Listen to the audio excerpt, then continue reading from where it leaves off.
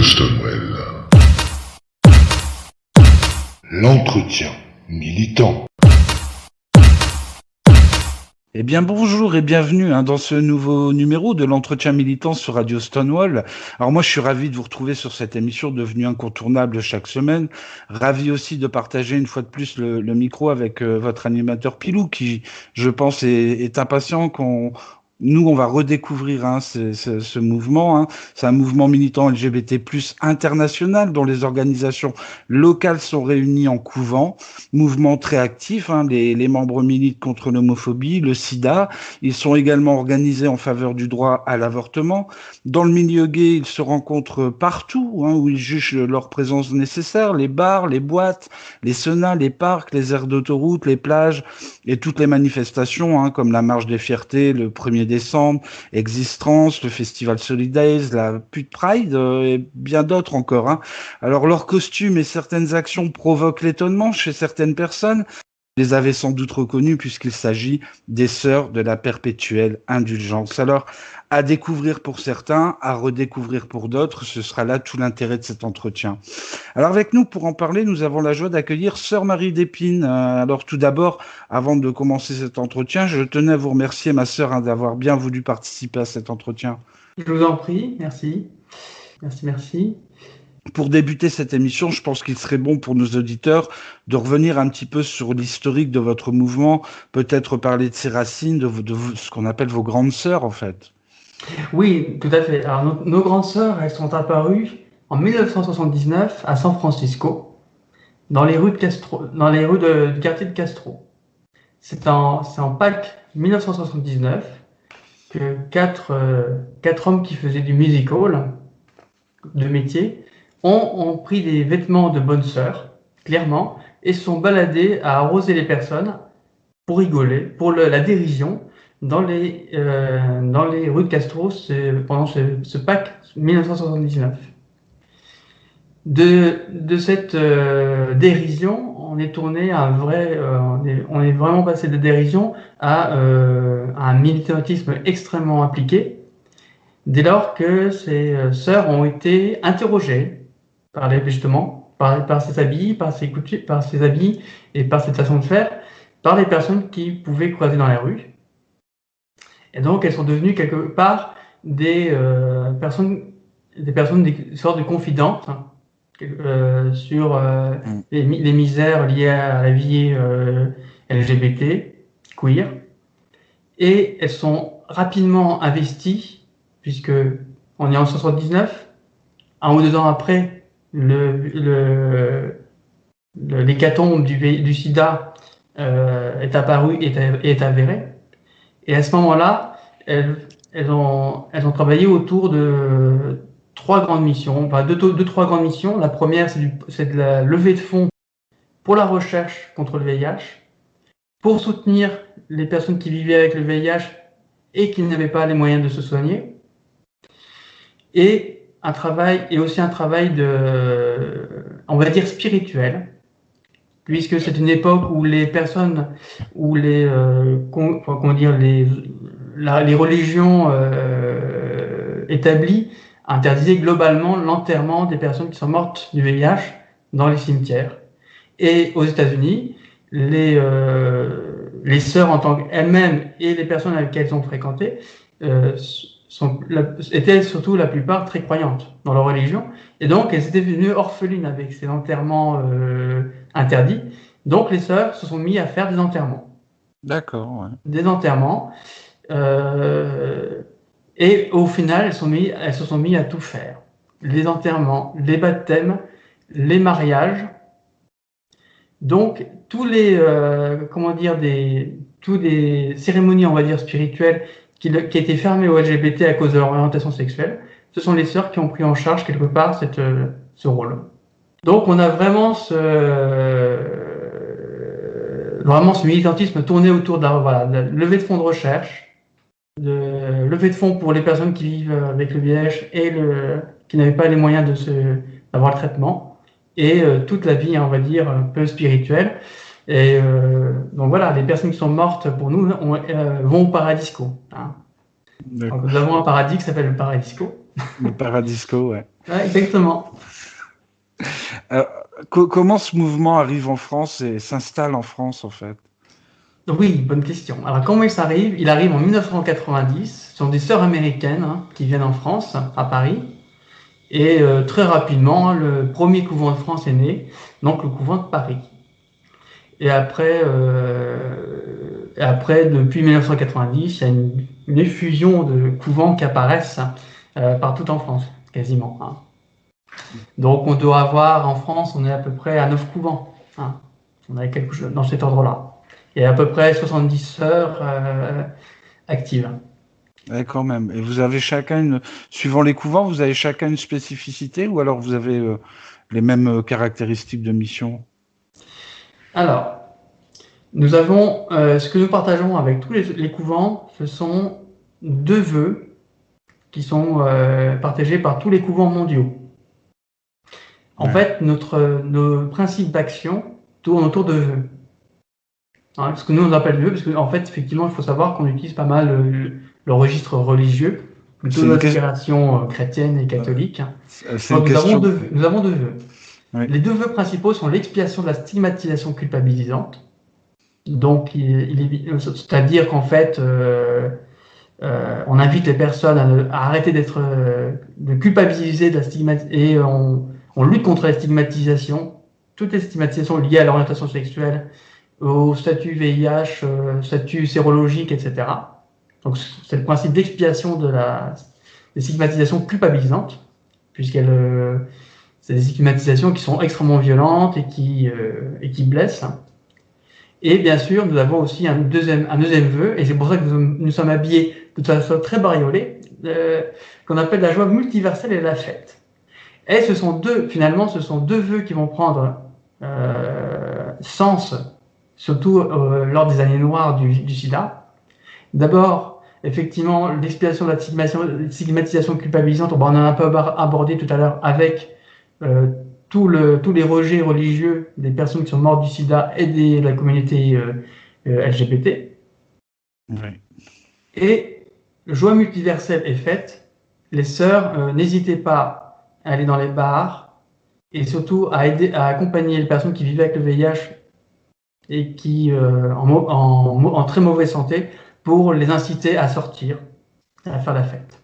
Les 2 vœux tournent vraiment autour de ça. Donc ça, ce sont les vœux mondiaux. C'est les vœux. Et en France, les couvents partagent 4 autres vœux que nous, en France, on a spécifiquement rajoutés, on va dire. Donc nous avons les droits et devoirs des mémoires pour celles et ceux qui sont mortes à cause de l'orientation sexuelle et à cause du sida. Donc effectivement, pour les personnes qui nous connaissent ou moins, on va nous voir lors des marches des fiertés, lors des dépôts de germes, sur les stèles des personnes qui sont mortes du sida ou des déportations. Les déportations, l'étoile jaune, pas l'étoile rose. Oui, les étoiles roses. Oui. Voilà, exactement. Le triangle rose, pardon. Oui, les triangles roses, oui. Ce n'est pas une étoile rose, c'est des triangles roses. Oui. Donc ça, c'est une chose. Deuxième autre vœu qu'on fait en France, c'est dialogue et paix entre les communautés.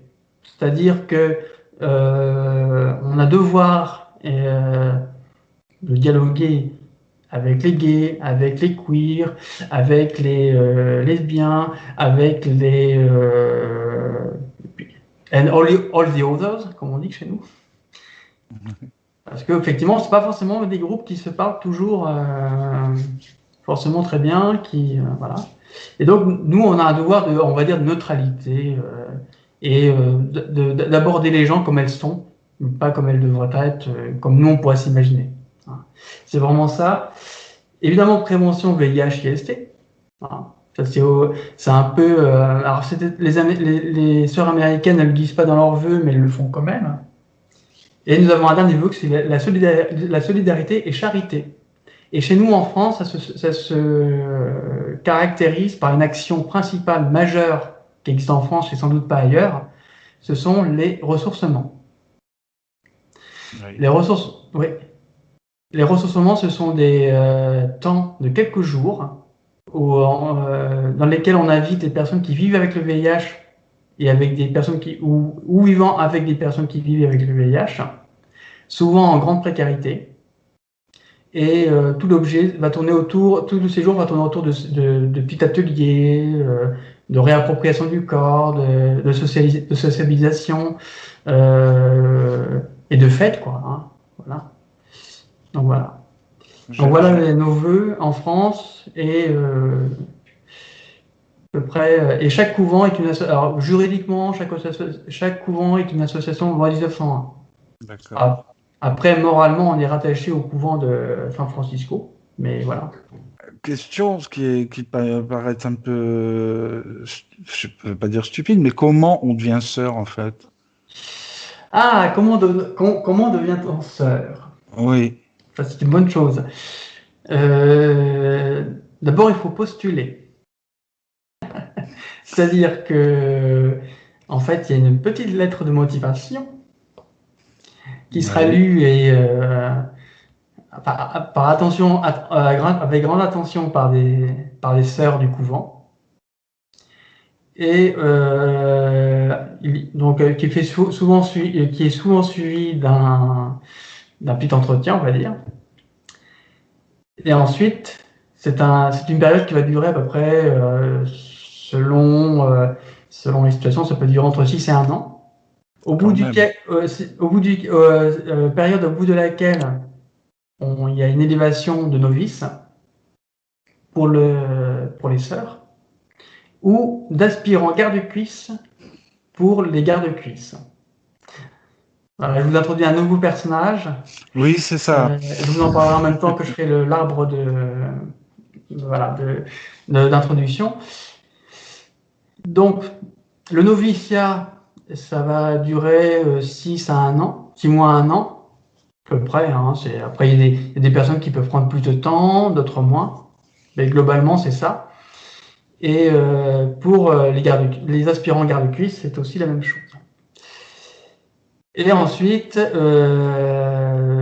moins dans notre couvent, la novice doit faire quelques petites missions. Alors on va dire, chez nous c'est comme ça, hein, au couvent des sans domicile fixe, les postulants doivent au moins avoir fait un discours en grand public. Donc genre un discours en marche des fiertés devant quelques centaines de personnes. Et avoir organisé une action en fait. Hein. Voilà. D'accord. La même chose mais c'est la même exigence hein, pour nous, hein, du côté pour les aspirants garde-cuisse. Donc je vais vous introduire rapidement effectivement le personnage de garde-cuisse, qui est un personnage qui est apparu au moment où les sœurs voulaient entrer dans des endroits, dans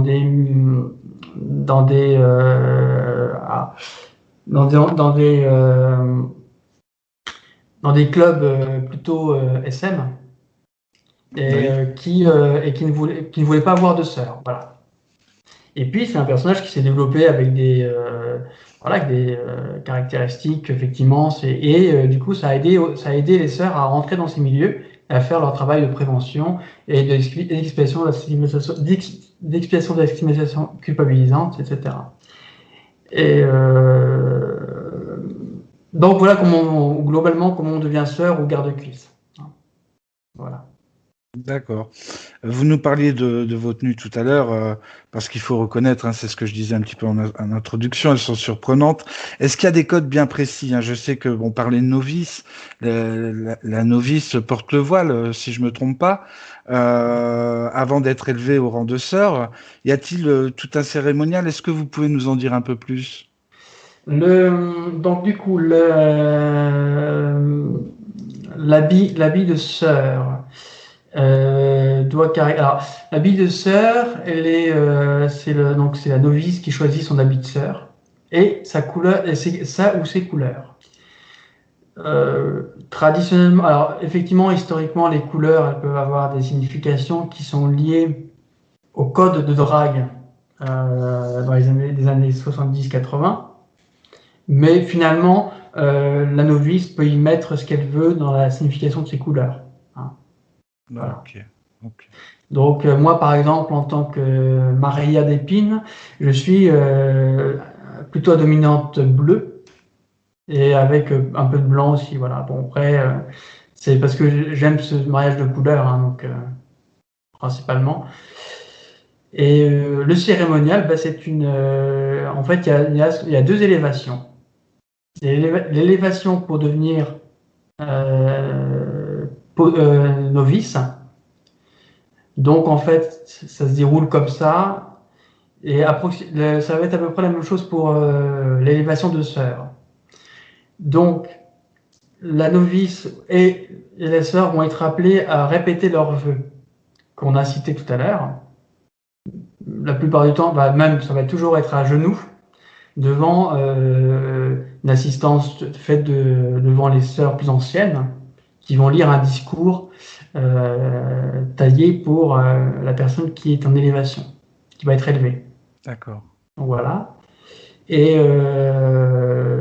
puis après, donc, à la fin du discours et des vœux, eh bien, on pose soit le voile pour la novice ou soit la cornette pour la sœur. Donc voilà les cérémoniaux un peu. Et ça va être la même chose du côté garde-cuisse. Donc pour l'aspirant garde-cuisse, donc la même chose, hein, les vœux, et aussi, donc on va lui mettre un bandana sur la tête et un calot quand il sera garde-cuisse.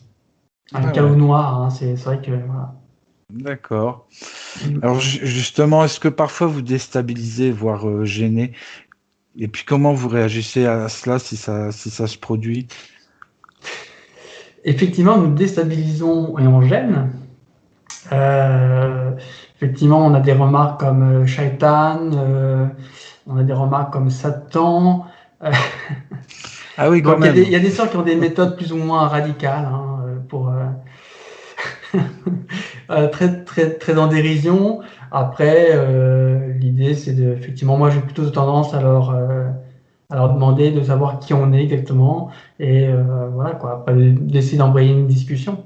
D'accord, par Mais la c'est vrai qu'il y a des sœurs qui communication. peuvent être beaucoup plus voilà, beaucoup plus poudreuses. Bon. Donc, mais effectivement, on peut avoir ce genre ou de la peur aussi. Des gens qui disent vous faites peur, voilà, sans que ce soit qu'il y ait de connotation religieuse derrière. Hein. C'est vrai que des fois le blanc, ça peut être un peu,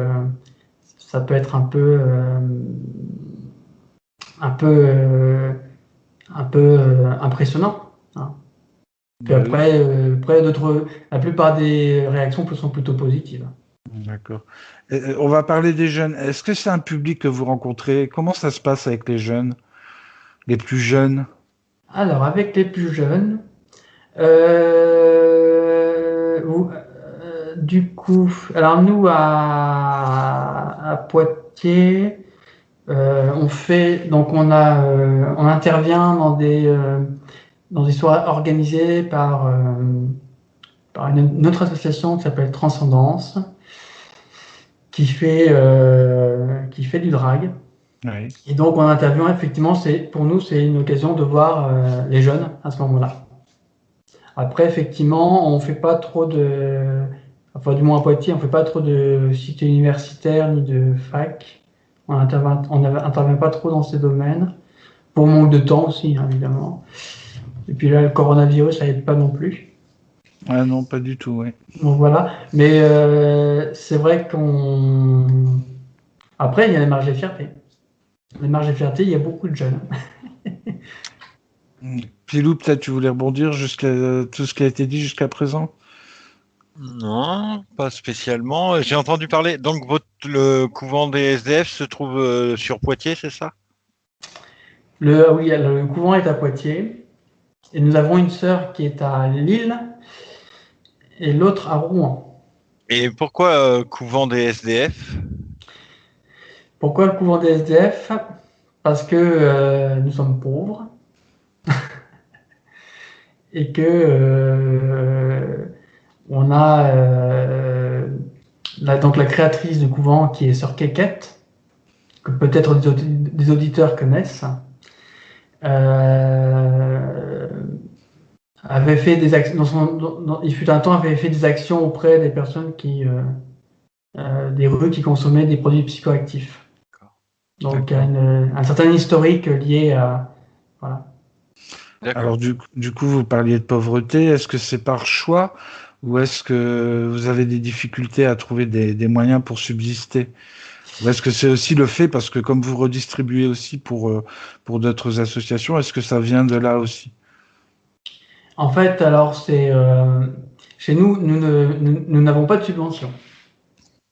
C'est un choix totalement politique, dans le sens où on a à répondre à personne, ni à aucun élu, ni aucune administration française, ni à un milliardaire, ni quoi que ce soit.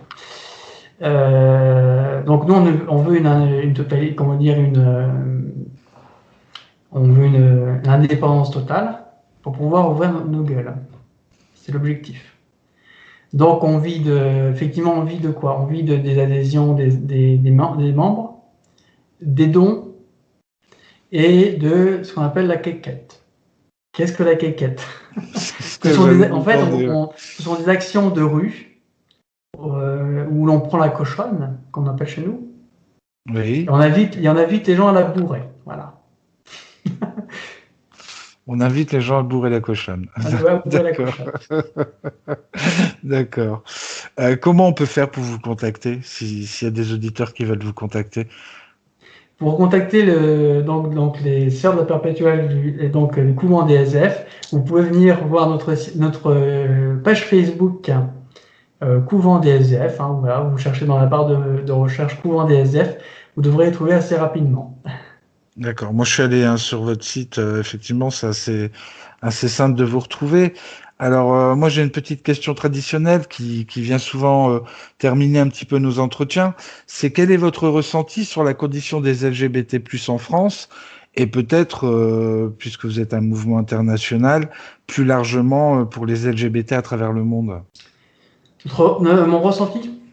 Oui. Alors donc moi personnellement j'ai une grande inquiétude de ce qui se passe en Pologne. Oui. Comment? Oui, effectivement. Oui. Il y a de quoi? Comment? Il y a de quoi? Il y a de quoi exactement avec toutes ces revendications anti-LGBT et des free zones LGBTI, etc. Avec une remontée d'influence de l'Église catholique polonaise qui n'est pas spécialement extrêmement ouverte. Nous avons ça. Après, nous avons évidemment tous les pays qui traditionnellement nous inquiètent, mais bon, ça depuis très longtemps, la Russie et les pays plutôt d'Orient en fait, hein, qui ont des politiques extrêmement répressives vis-à-vis des LGBT. Et évidemment, en France, nous devons rester vigilants. Oui. Nous devons rester vigilants. Oui, parce que comme on a l'habitude de le souligner, les acquis restent toujours quand même assez fragiles. Exactement. Rien n'empêche d'avoir, malheureusement en 2022 ou 2027, une espèce de Marine Le Pen qui foutrait tout, voilà, hein, qui viendrait tout casser en peu de temps. D'accord. Pilou, tu as quelque chose à rajouter? Je sais que tu as toujours quelque chose à nous raconter, donc... Non, pas quelque chose à raconter, mais c'est bien la première fois que j'entends une sœur prôner réellement l'amour de son prochain. Parce que je rappellerai que les 3/4 des religions prônent l'amour de son prochain, mais les acceptent pas tels qu'ils sont, et ça fait plaisir à entendre, en tout cas. Voilà, je pense que c'est déjà ça. Après, surtout le constat que Sœur Maria d'Épine a fait, on peut qu'acquiescer, malheureusement. Ben oui. Je pense que voilà. Après, oui, je vous engage vivement. Et si toutefois un heureux donateur qui n'est ni affilié à un gros milliardaire ni un gros groupe voudrait vous faire un don au couvent des SDF, il prend contact avec vous sur votre page Facebook? Oui, c'est ça, oui, exactement, sur la page Facebook, il n'y a pas de souci. Il trouvera comment bourrer la cochonne, c'est ça? Exactement. Bon. Il trouvera comment bourrer la cochonne. Bon, alors voilà, l'émission a passé relativement assez vite, hein, elle arrive à son terme. Notre invité du jour était donc sœur Marie ou Maria, parce que peut-être je me Maria, suis pardon. Maria Maria, Despines. d'accord, je Mhm. me suis trompé. Donc, elle était sœur Maria d'Épine, hein, sœur de la perpétuelle indulgence. Encore une fois, merci à ma sœur d'avoir joué le jeu, de répondre à nos questions. Merci une fois de plus à toi, Pilou, pour tes interventions. Moi, je remercie aussi tous nos auditeurs et auditrices hein, qui suivent chaque semaine ce rendez-vous avec fidélité. On va se quitter en musique hein, avec You're My Sister de Anthony and the Johnson. Et moi, je vous dis donc à la semaine prochaine pour un nouvel entretien militant. Anthony and the Johnson, You Are My Sister. Je tiens à préciser que c'est vous, ma sœur, hein, qui avez choisi ce titre. Tout à fait. You're My Sister. À la semaine prochaine.